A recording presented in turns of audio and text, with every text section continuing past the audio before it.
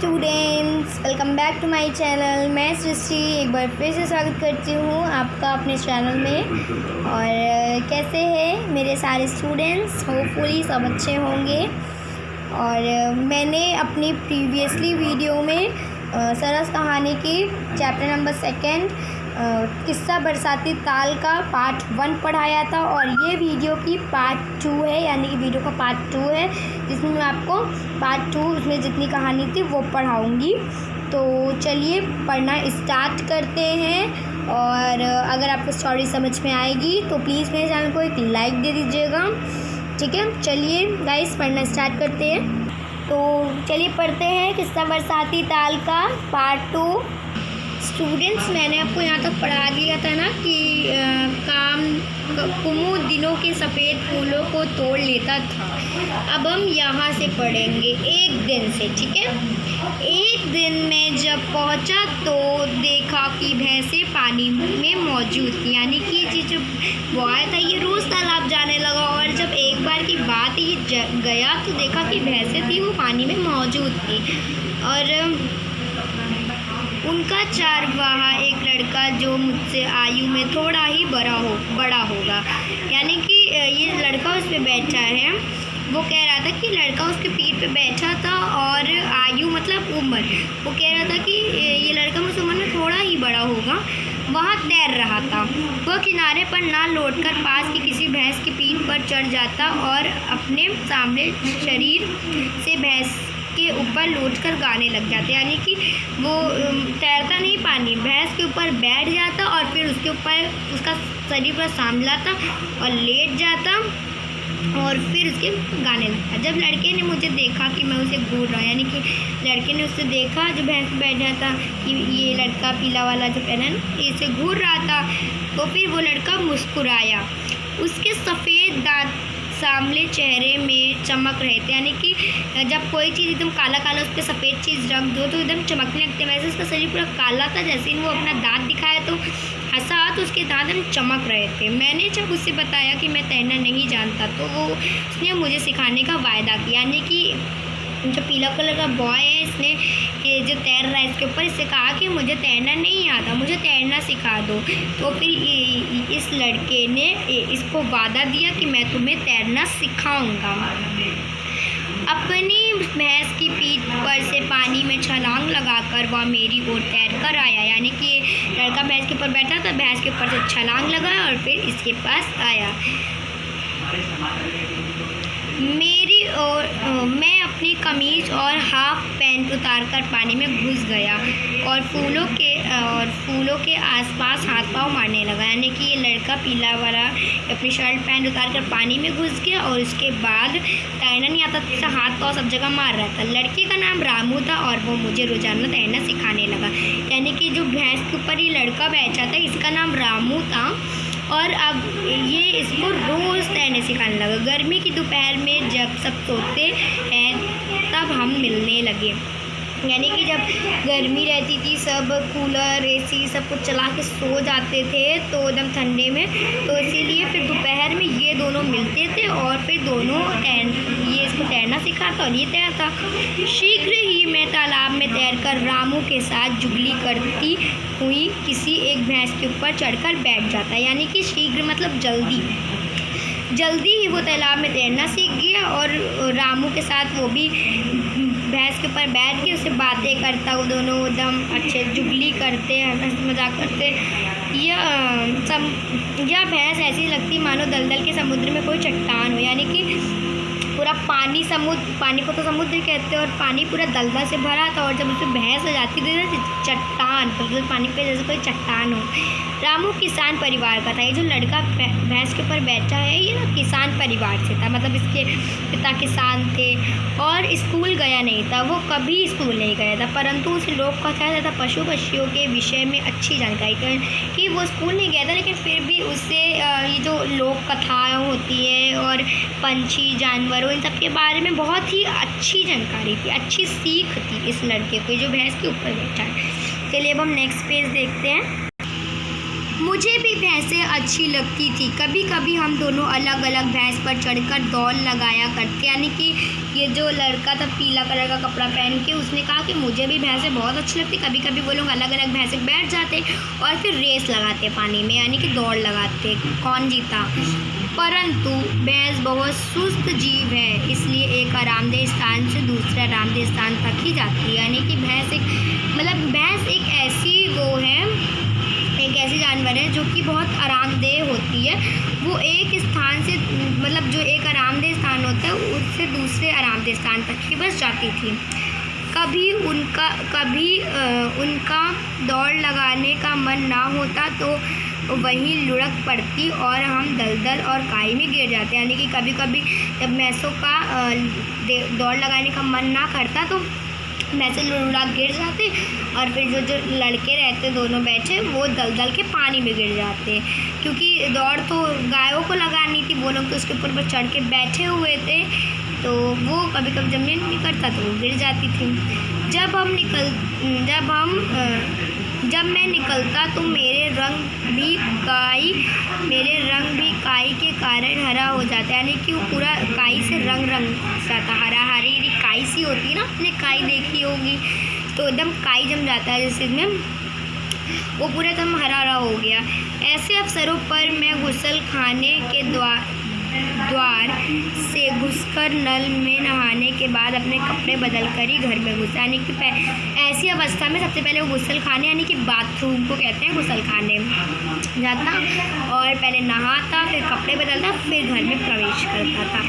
रामू और मैं भैंस की पीठ पर बैठकर सारस पक्षी को देखते। यानी कि वो दोनों बैठकर एक सारस पक्षी को देखते। इनकी गर्दन लंबी होती है और टांगें भी लंबी और लाल होती हैं। सारस पक्षी कौन है वो दिखाती हूँ।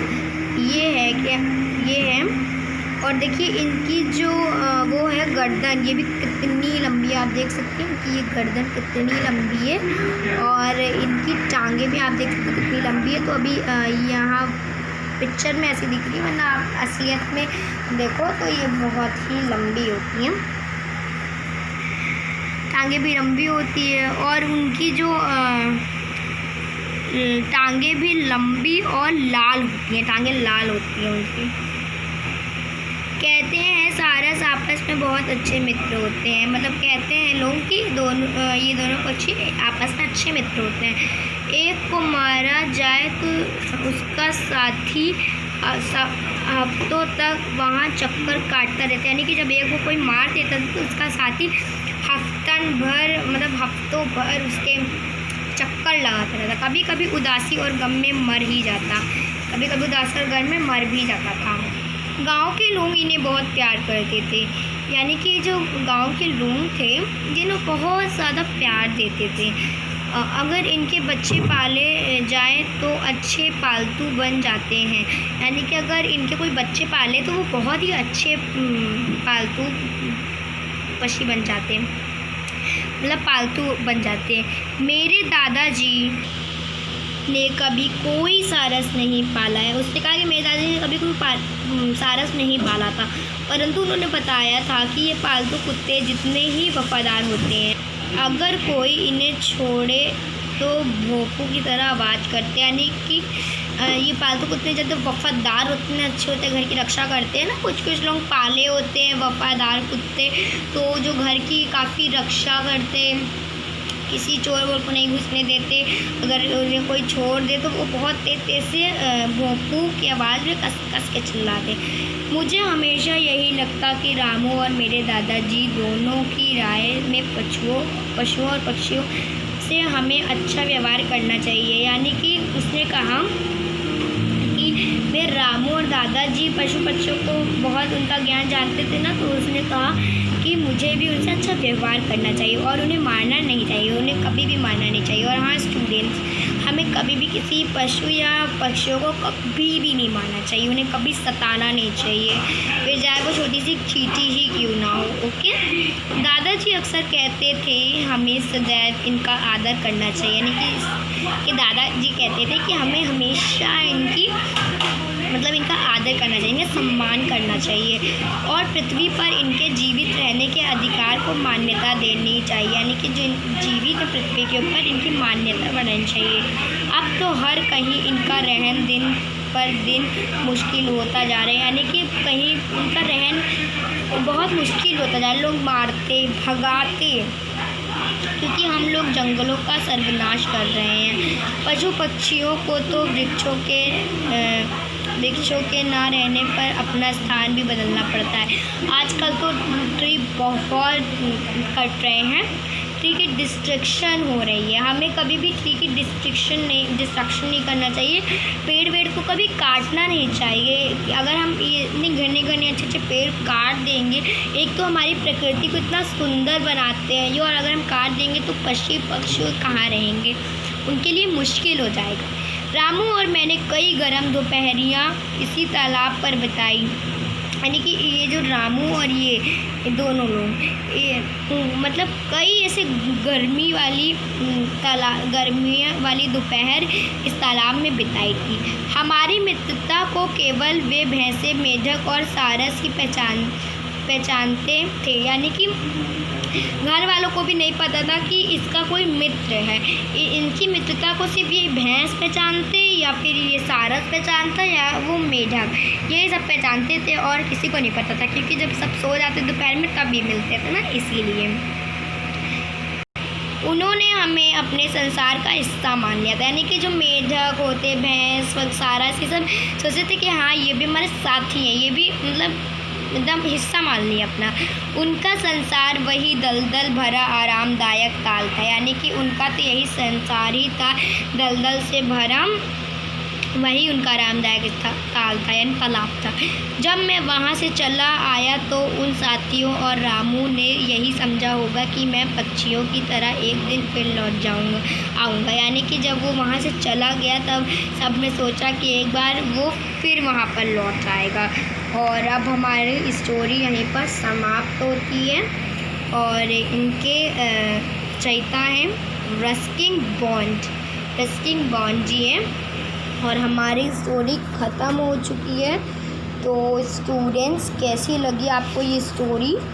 ये अच्छी सी स्टोरी आपको कैसी लगी? ये दो मित्र थे और ये भी भैंसों से इतना प्यार करते, इतना साथी मानने लगे।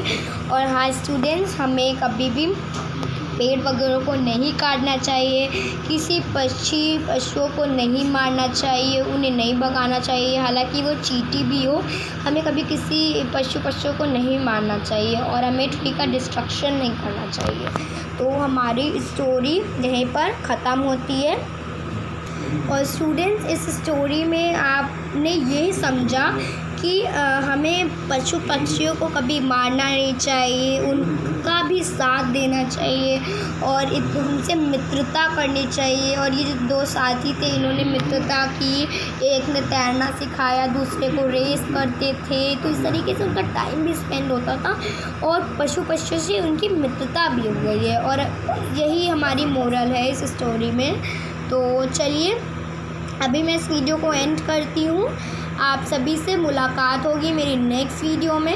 स्टूडेंट्स, मैं इसकी जो एक्सरसाइजेज़ हैं वो अपनी नेक्स्ट वीडियो में लेकर आऊँगी। ये उनकी एक्सरसाइजेज़ हैं जो कि मैं अपने नेक्स्ट वीडियो में लेकर आऊँगी, इनके आंसर्स, और उनको पूरा आपको बताऊँगी। तो चलिए, बाय बाय। आज की वीडियो यहीं ख़त्म करती हूँ और आने वाली वीडियो में मैं आपसे मिलूँगी। Bye bye, thank you for watching video. मेरे चैनल को सब्सक्राइब कर दीजिएगा, अगर अभी तक मेरे चैनल को सब्सक्राइब नहीं किया है तो कर दीजिएगा, और स्टोरी समझ में आई होगी तो प्लीज़ एक लाइक दे दीजिएगा। तो चलिए, बाय बाय स्टूडेंट्स।